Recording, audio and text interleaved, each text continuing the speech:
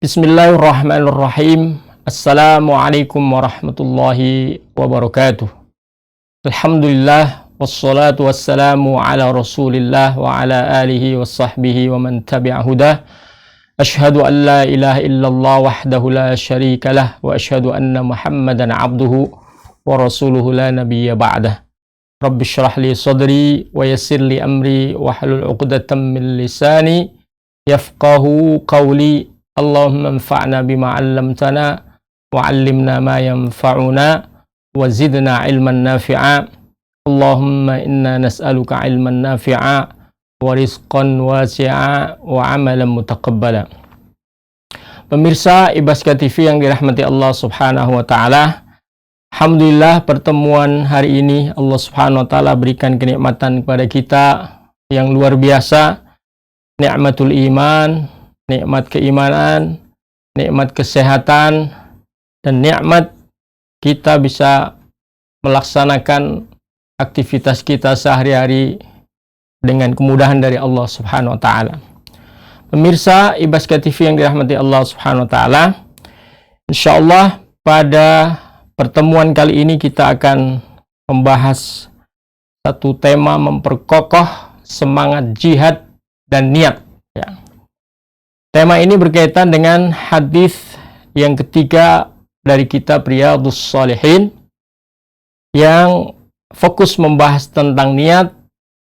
Menjadi kewajiban kita untuk mengikut sertakan niat dalam setiap perkataan kita, dalam setiap perbuatan kita, baik yang nampak terlihat atau yang tidak nampak, yang tersimpan di dalam hati kita masing-masing. Pemirsa Ibaska TV yang dirahmati Allah Subhanahu wa taala, hadis yang ketiga diriwayatkan dari Aisyah radhiyallahu anha, qalat qala an-nabiy sallallahu alaihi wasallam, la hijrata ba'da al-fathi walakin jihadun wa niyyatun wa idza istunfirtum fanfiru. Tidak ada hijrah setelah fath. Yang dimaksud fath ini adalah Fathu Makkah. Akan tapi yang ada dan harus terus ada dan terus dibangkitkan dan dinyalakan adalah semangat jihad dan niat.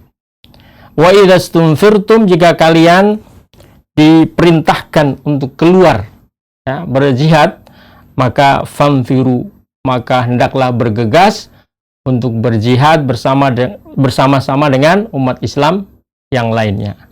Pemirsa Ibaska TV yang dirahmati Allah Subhanahu wa taala, sebagaimana yang kita ketahui bahwa Rasulullah sallallahu alaihi wasallam sebelumnya ketika melewati masa-masa fatrah episode dakwah di Makkah, banyak sekali tantangan-tantangan yang beliau hadapi, ya. Baik yang sifatnya fisik atau sifatnya psikis, ya. Dan tantangan-tantangan ini tentunya menghambat dakwah beliau ketika ingin menyebarkan dan mengajarkan ajaran Islam, ya.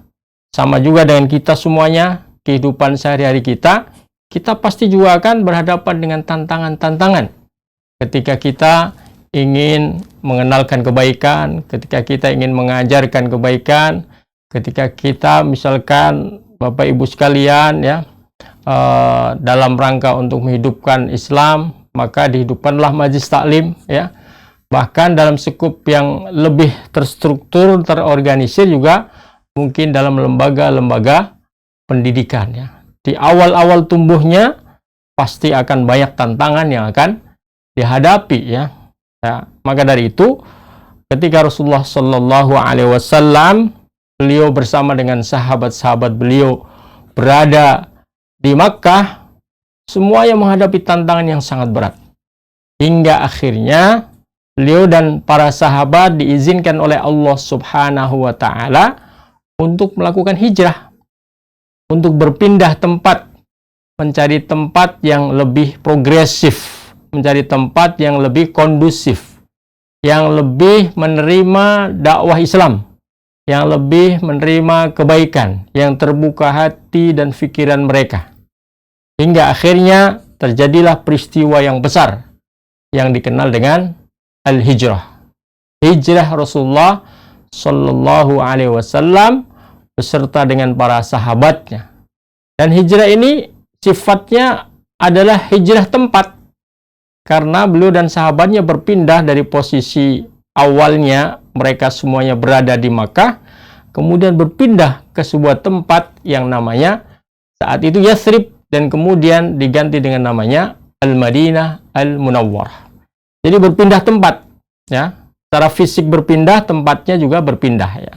Tidak lagi tinggal di Makkah, ya, tapi sudah tinggal di Madinah, ya. Peristiwa ini, pemirsa Ibaska TV yang dirahmati Allah Subhanahu wa taala, peristiwa hijrahnya Rasulullah Sallallahu Alaihi Wasallam, ya, ke Madinah Al-Munawwarah, ya. Ini adalah peristiwa yang besar yang terjadi ketika dakwah Rasulullah Sallallahu Alaihi Wasallam mengalami hambatan yang sangat berat, ya, yang sangat berat, sehingga terpaksa harus berhijrah dari Makkah ke Madinah. Bahkan Rasulullah Sallallahu Alaihi Wasallam sebetulnya secara hati nurani beliau itu berat, ya, berat untuk meninggalkan tanah kelahirannya. Ya, sama dengan kita, ya. Kita juga sebetulnya sangat berat sekali untuk meninggalkan tanah kelahiran kita, tempat di mana kita diasuh, dipelihara, dibesarkan oleh orang tua kita. Ya, kita masih ingat udara yang segar di kampung kita, ya. Bagaimana air yang mengalir dengan deras, yang bening, bagaimana juga lingkungan yang hijau dan lain sebagainya. Kenangan-kenangan itu sangat berat untuk dilupakan. Ini sama juga dengan apa yang dirasakan oleh Rasulullah Sallallahu Alaihi Wasallam beserta dengan para sahabatnya. Namun karena kepentingan yang lebih besar, yaitu untuk mengembangkan dakwah, maka Rasulullah hijrah dari Makkah menuju Madinah beserta dengan para sahabat-sahabat beliau, memenuhi panggilan dari Allah Subhanahu wa taala. Pemirsa Ibaska TV yang dirahmati Allah Subhanahu wa taala, peristiwa hijrah ini akhirnya mengubah sejarah dakwah. Yang tadinya sulit dibayangkan bagaimana dakwah itu bisa berkembang, ternyata begitu pindah ke tempat yang lain yang lebih kondusif, yang lebih menerima dakwah, akhirnya dakwah berkembang sangat pesat luar biasa. Ya, hingga kalau kita lihat kalkulasinya dari hijrahnya Rasulullah sampai terjadinya nanti suatu peristiwa yang namanya Al-Fathu, Fathu Makkah, ini perkembangannya sangat luar biasa.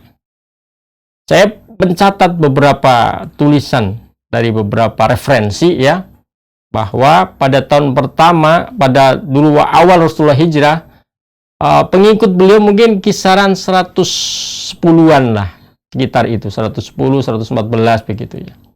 Tapi pada tahun 2 Hijriah, ya, yang masuk Islam, yang menjadi pengikut beliau itu bertambah menjadi 313. Ya, ini kan luar biasa. Yang jadinya 100 jadi 300. Berarti kan lonjakan luar biasa. Kemudian pada tahun ketiga, ya, peristiwa hijrah ini, pengikut beliau naik, ya, bertambah. Yang beriman kepada beliau dan ajaran beliau bertambah menjadi 700. Bayangkan coba, dari 100 jadi 300 jadi 700. Ini berapa ratus persen ini?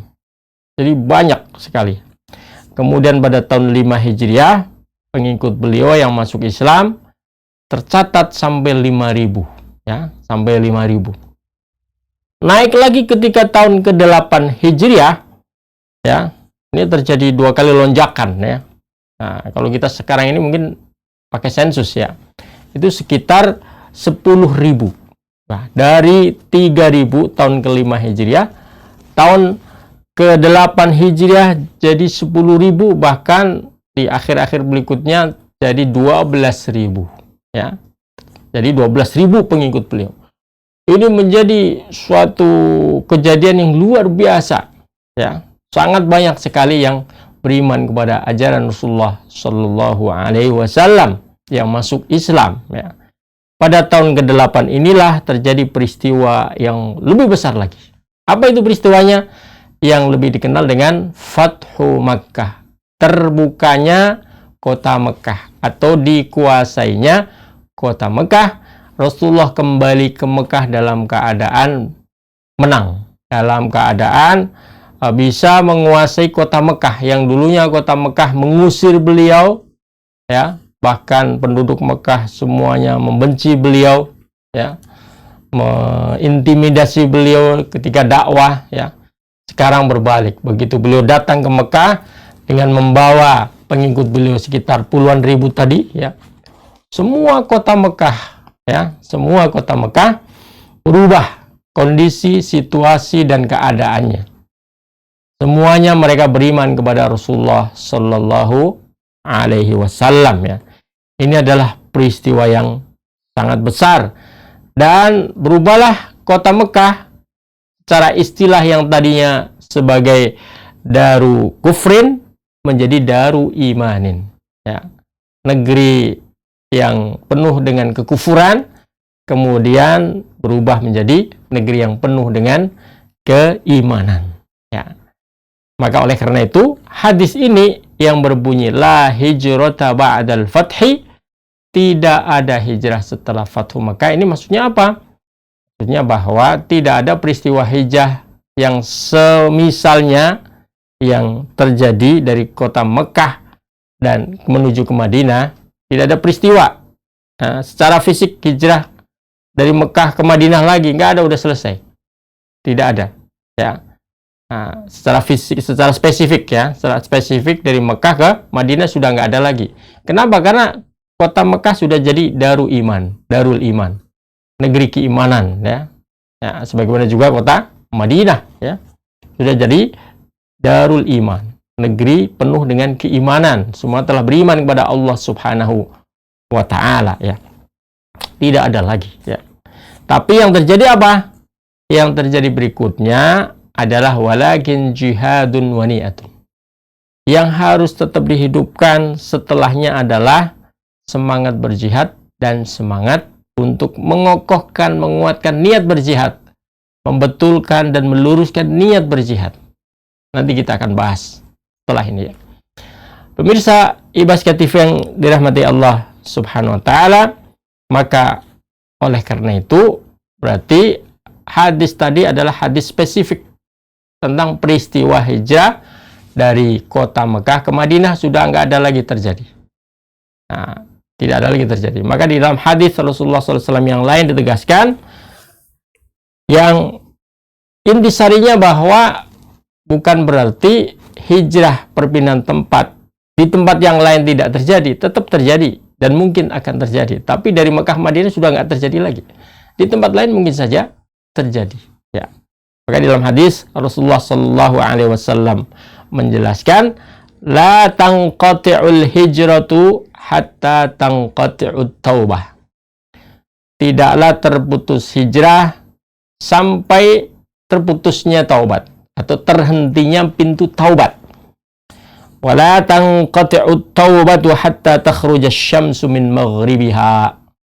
Dan tidaklah terhenti pintu taubat sampai nanti akhirnya matahari akan terbit dari barat, ya. Begitu matahari terbit dari barat, maka peluang taubat itu sudah ditutup, ya, ditutup, ya. Nah, ini penjelasan yang menegaskan bahwa hijrah spesifik dari Mekah ke Madinah itu sudah tidak ada, tapi hijrah dalam bentuk yang lain, mungkin di tempat yang lain akan tetap hidup dan akan tetap ada, sebagaimana taubat itu juga akan tetap terbuka, ya, bagi siapa saja sampai akhirnya nanti matahari terbit di barat, ya. Pemirsa Ibaska TV yang dirahmati Allah Subhanahu wa Ta'ala, ya. Jadi kami tegaskan lagi bahwa anna Makkah lan ta'uda litakuna bilada kufrin. Nah, Mekah tidak akan lagi menjadi negeri yang penuh dengan kekufuran. Nah, tapi Mekah itu akan selamanya tetap daru biladu islamin. Akan selamanya akan menjadi negeri yang penuh dengan kesejukan Islam. penuh dengan keimanan sampai hari kiamat kelak nantinya. Maka selanjutnya dari lanjutan dari hadis tadi, walakin jihadun wa niyatun. Akan tetapi yang mestinya harus dihidupkan adalah semangat untuk berjihad dan semangat untuk menguatkan, mengokohkan, memperbaiki, meluruskan niat kita masing-masing. Yang itu harus tetap ada, ya, harus tetap ada, ya. Dan memang faktanya, ya, sebetulnya hijrah atau berpindah itu bukan sekedar berpindah fisik, kan, ya, tapi berpindah itu ya harus berpindah secara psikis juga, ya, secara psikologis juga, akal pikiran kita juga berpindah menjadi yang lebih baik. Hijratul uqul, ya, cara berpikir kita, ya, juga harus menjadi lebih baik lagi, ya. Hijratul akhlak, hijrah akhlak kita menjadi akhlak yang mulia, yang lebih baik lagi, ya. Hijrah yang sifatnya mungkin yang lain, ya, misalkan hijrah pola hidup kita, hijratul manhaj, ya, cara panduan hidup kita yang tadinya mengekor kepada barat, ya, atau pada manhaj yang lain, pada konsep yang lain, kita hijrah. Nah, hijrah, tinggalkan itu dan tetap pilih konsep hidup yang diajarkan di dalam Islam, ya. Jadi banyak sekali, ya. Kalau akhlak tadi berbicara panjang sekali, ya. Ya, akhlak itu berkaitan dengan ucapan, berkaitan dengan perbuatan, berkaitan dengan perasaan, ya. Bagaimana akhlak yang baik dalam ucapan, dalam perbuatan, dalam perasaan, ya. Bahkan sampai pada dalam apa yang dipikirkan oleh kita, ya, itu juga akhlak juga masuk di dalamnya, ya. Bahkan pemirsa IBSK TV yang dirahmati Allah Subhanahu wa taala, jadi itu yang harus tetap dikokohkan, dikuatkan adalah semangat jihad dan semangat untuk memperbaiki, meluruskan niat kita semuanya. Pemirsa IBSK TV yang dirahmati Allah Subhanahu wa taala, jihad itu sendiri, ya, jihad sendiri itu juga beragam, ya, beragam. Maka jihad ini adalah ruh dan semangat yang harus dihidupkan selamanya sampai hari kiamat. Karena tidak hanya sekedar jihad itu artinya bil qital, ya, dengan perang, ya, atau dengan senjata, tidak. Ya, dengan senjata tetap ada, tetap dijaga, ya. Karena memang negeri kita pun nggak mungkin negeri kita tidak belanja senjata, ya, nggak mungkin, mustahil, ya. Orang jahat, ya, atau negeri lain yang jahat ingin mencaplok Indonesia, ingin merebut Indonesia, kan harus dijaga dengan pemenuhan senjata-senjata yang bisa melindungi, ya, melindungi negara kesatuan Republik Indonesia juga, ya. Jadi secara teori, ya, bahwa jihad itu tidak hanya jihad yang sifatnya qital, peperangan, tapi juga jihad yang lain, ya. Bahkan dalam Al-Quran kan disebutkan wajahidu fi sabilillahi bi amwalikum wa anfusikum, dan jihadlah kalian di jalan Allah Subhanahu wa taala dengan harta kalian. Harta, berjihad dengan harta juga luar biasa pengaruhnya. Kita mencetak para saudagar, pengusaha yang kaya raya, pengusaha yang miliarder, yang uangnya berlimpah, ya, yang tujuan utamanya bukan untuk kesenangan pribadinya, bukan untuk memuaskan apa yang menjadi keinginannya, kebutuhannya. Karena manusia ini kan kalau mengikuti keinginannya, ingin terus, ya, dan tanpa batas, ya. Apalagi kalau diberikan titipan oleh Allah Subhanahu wa taala kekayaan, wow, inginnya banyak sekali, ya. Ingin beli ini, kayak ini, memiliki ini, rumah sudah ada, ingin rumah kedua, ketiga, keempat, mobil sudah ada, ingin lebih bagus lagi, lebih keren lagi, lebih, dan begitu seterusnya, banyak sekali. Nah, jadi kalau keinginan manusia banyak sekali. Tapi di dalam Islam, orang itu dianjurkan untuk kaya. Sebagai seorang saudagar, sebagai seorang pengusaha, kaya. Dan kekayaan ini bukan untuk pribadinya, tapi untuk apa? Untuk berjuang di jalan Allah Subhanahu wa ta'ala, ya. Jadi bukan untuk kekayaan dirinya. Maka jihad dengan amwal, jihad dengan harta, ini bagian dari bentuk jihad. Jadi bukan hanya sekedar jihad dengan senjata, dengan fisik, tidak, tapi juga jahidu fi sabilillahi bi amwalikum, baru anfusikum. Bahkan di dalam ayat yang lain kan jelas juga, wa'iddu lahum mastata'tum min quwwah, dan siapkanlah kalian untuk menghadapi mereka, ya, yang mungkin akan mengancam kalian. Ya, kita baik-baik saja, tapi ternyata mendadak ada muncul orang jahat itu kan. Coba kita dalam praktek keseharian gitu, kita diem saja, kita tenang saja, begitu berjalan ternyata ada orang jahat. Ya, jadi kejahatan tetap ada, sekalipun kita baik.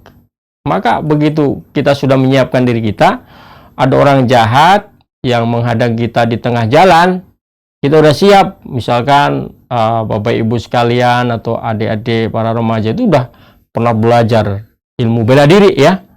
Begitu di tengah jalan bertemu dengan orang jahat, ya kita santai aja. Kenapa? Karena kita siap menghadapinya. Gitu. Kan bukan berarti kita menyerang dia, tapi kalau dia menyerang kita, kita yang mempertahankan diri. Nah, kita bisa membela ya. Kita bisa mempertahankan kehormatan dan kemuliaan kita ya. Bayangin coba kalau kita tidak pernah siap-siap apapun yang bisa melindungi kita, wah, kita akan jadi korban ya. Jadi korban. Inilah ilustrasi yang sederhana ya.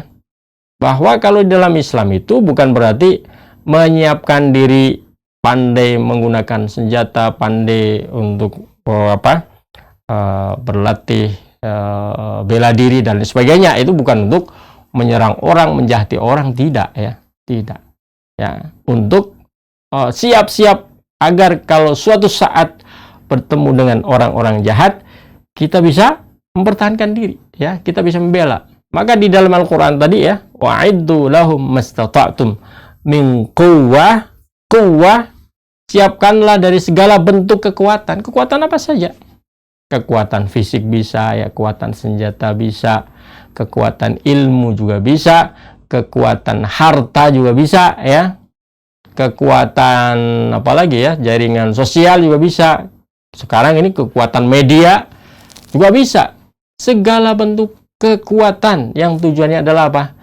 Untuk mendukung dakwah Islam, untuk berjihad ya, dalam bentuk jihad yang beragam tadi ya, untuk membela Islam ya. Semua bentuk usaha untuk membela Islam disebut jihad juga, jihad fi sabilillah ya. Itu. Jadi maka yang diperintahkan adalah segala bentuk kekuatan. Nah, segala bentuk kekuatan. Adapun yang sifatnya lebih spesifik, jihad yang sifatnya apa? Sifatnya qital, peperangan secara fisik, ini juga bukan berarti tidak mungkin terjadi ya, sangat mungkin terjadi ya, sangat mungkin terjadi ya, karena manusia itu juga punya sifat-sifat yang di dalamnya ada semacam dorongan untuk menguasai ya. Dorongan untuk menguasai litamblik ya, menguasai yang lain. Dan itu bisa dorongan setan itu ya. Orang lain udah punya orang lain punya hak mereka sendiri, kita juga punya. Kenapa ingin merampas yang lain? Ya, berarti kan setan ya. Dorongan setan. Jadi dorongan-dorongan itu akan sangat mungkin muncul ya. Sangat mungkin muncul pada diri seorang ketika setan itu bisa menggoda mereka itu ya. Maka dalam posisi seperti ini, ya, maka terjadilah clash fisik, ya, terjadilah pertentangan fisik, ya, terjadilah lebih besar lagi yang kita sebut dengan war, ya, dengan perang, gitu ya. Nah, kalau dalam keadaan perang seperti ini kan sudah, ya, tidak bisa dihindari. Maka di dalam hadis ini, ya, ada satu nilai yang mengarahkan pada kita dari arahan Rasulullah Sallallahu Alaihi Wasallam, jika nanti suatu saat memang terjadi demikian halnya secara fisik, ya, dan kalian semuanya diperintahkan untuk berangkat perang, ya, maka berangkatlah, gitu ya. Di akhir hadis itu kan disebutkan wa idzas tunfirtum fanfiru. Jika kalian diiklankan, diundang, dipanggil, ya, dipanggil. dipanggil untuk berangkat berperang ya oleh pemimpin kalian, maka wajib bagi kalian untuk memenuhi panggilan tersebut, gitu ya. Gak bisa mengelak ya. Ya, masa kita mau pasrah itu ya? Oh, ada negara lain misalkan, woi Indonesia, saya ingin mengambil Pulau Sumatera, gitu ya. Ya, kalian harus melepaskan itu, biar saya ambil saja ya, gitu. Masa kita tidak akan melawan? Pasti akan melawan kan? Pasti. Masa dilepaskan begitu saja? Sumatera besar ya. Bahkan nggak besar pun, pulau kecil, kalau itu bagian dari Indonesia, maka harus dipertahankan. Nah gitu. Jadi kan ada suatu saat mungkin ya, terjadi seperti itu. Kalau dilepas begitu saja, itu namanya nasionalismenya seorang itu, nasionalis kita mungkin ya, itu jadi dipertanyakan ya. Pertanyakan mana bentuk pembelaan kita pada tanah air kita mana? Kok dilepaskan begitu saja? Wong dulu saja ketika nenek moyang kita kan ya, yang sudah luar biasa perjuangannya, menempuh waktu yang sangat panjang dalam berjuang, mengorbankan segala-galanya, mengorbankan harta, mengorbankan keluarga, mengorbankan energi, ilmu, dan semuanya, bahkan nyawa mereka.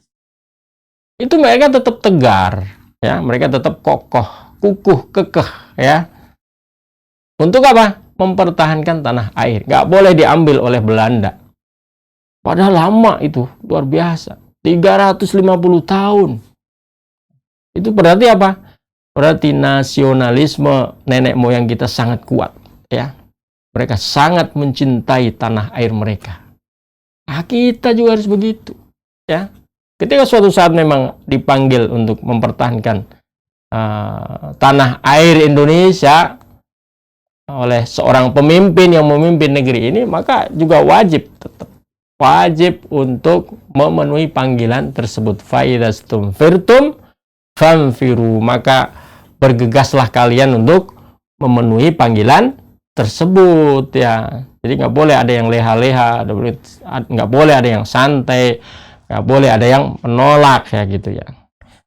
Nah, dalam hal ini, dalam keadaan dipanggil untuk melaksanakan jihad, melaksanakan pembelaan ya terhadap orang-orang yang ingin mengambil hak kita, mengambil tanah air kita ya, maka sikap rakyat itu bagaimana? Sikap kita itu bagaimana terhadap pemimpin yang memerintahkan kita ya untuk bergegas membela ya, negeri kita ini.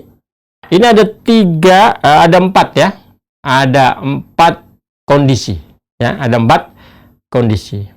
Yang pertama, idastumfirtum waliyu amrikum lil jihad fisabilillah famfiru wujuban. Nah, jika memang benar pemimpin itu mengumumkan bahwa semua warga itu wajib berjihad fisabilillah, mempertahankan ya tanah air dan negeri mereka ya, maka menjadi wajib bagi semuanya untuk memenuhinya ya. Sebagaimana juga atau di dalam fikih ini disebut dengan fardu ain, wajib bagi setiap orang ya, wajib bagi setiap orang ya. Nah, kecuali siapa? Kecuali mereka yang uzur ya, seperti orang yang sudah tua, sudah sepuh, nggak bisa bergerak ya, atau orang yang sakit, atau anak kecil ya, atau wanita yang lemah dan lain sebagainya ya. Itu uzur berarti. Selain itu yang masih bisa bergerak, masih bisa berkhidmah, masih bisa membantu ya, maka diwajibkan untuk memenuhi panggilan itu. Allah Subhanahu wa taala dalam surat At-Taubah ayat 38 berfirman, ya ayyuhalladzina amanu malakum idza qila lakum infiru fisabilillahi tsaqaltum ilal ard. Enggak boleh kita merasa berat ya ketika memenuhi panggilan tersebut, harus merasa ringan. Kenapa? Karena itu menjadi fardu ain. Kondisi yang kedua, wal mawdi'u tsani idza hasara baldatan al-adu. Jika musuh itu sudah kadung mengepung negeri kita, ya. Maka kondisi seperti ini juga wajib bagi setiap orang untuk mempertahankannya, untuk berjihad fisabilillah. Siapapun dia, bahkan wajib bagi setiap orang tanpa terkecuali, bahkan sampai wanita, orang tua, atau siapapun yang merasa masih bisa harus berangkat berjihad fisabilillah, yang tujuan ini adalah kita ludifa, ya, berperang untuk mempertahankan diri. Ya, gimana udah dikepung semuanya, ya, masa kita mau pasrah? Ya nggak bisa, nggak boleh. Di dalam Islam tidak diajarkan seperti itu. Di dalam Islam itu lebih mulia mati syahid, ya, daripada hidup di bawah penjajahan gitu. Kemudian kondisi yang ketiga, ya, kondisi yang ketiga, mirsa Ibaska TV yang dirahmati Allah Subhanahu wa taala, apa kondisi yang ketiga? Kondisi yang ketiga adalah idza hadaras saffu wal taqassafani. Jika dua pasukan itu sudah bertemu, ya. Jadi yang si A sana musuh, si B ini kita, ya. Udah bertemu, ya. Udah bertemu. Jadi nggak ada pilihan lain kecuali harus berhadapan langsung. Ya, harus berhadapan dan harus melakukan perlawanan. Kalau mundur itu digolongkan menjadi dosa besar, ya. Tidak boleh di dalam Islam, ya. Karena ini menjadi sab'ul mubiqat, ya, di antara 7 dosa yang dianggap dosa besar yang sangat menghancurkan. Nggak boleh. Ya, tidak boleh. Seorang muslim harus gagah berani menghadapi musuh yang ada di depannya. Dan yang terakhir, pemirsa Ibaska TV yang dirahmati Allah Subhanahu wa taala, kondisi yang terakhir kapan seorang muslim wajib memenuhi panggilan jihad? Yang terakhir adalah ketika seseorang itu menjadi orang yang sangat mahir, sangat ahli dalam mengoperasionalkan suatu alat perang dan tidak ada yang lain kecuali dia. Nah, tidak ada lain kecuali dia. Maka orang yang mahir, yang ahli, yang expert, ya, ini wajib memenuhi panggilan jihad. Jangan ditinggalkan. Oh, jangan saya lah, yang lain saja, ya. Saya bisa mengoperasionalkan tapi saya males. Nggak boleh, tidak boleh.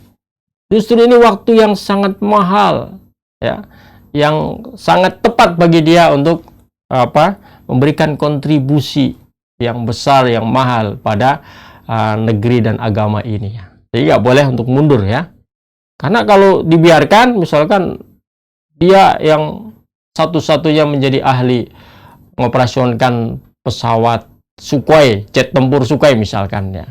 Sementara dia nggak mau, lah terus kita mau melawan pakai apa, ya? Atau yang lain, satu-satunya ahli yang bisa mengendalikan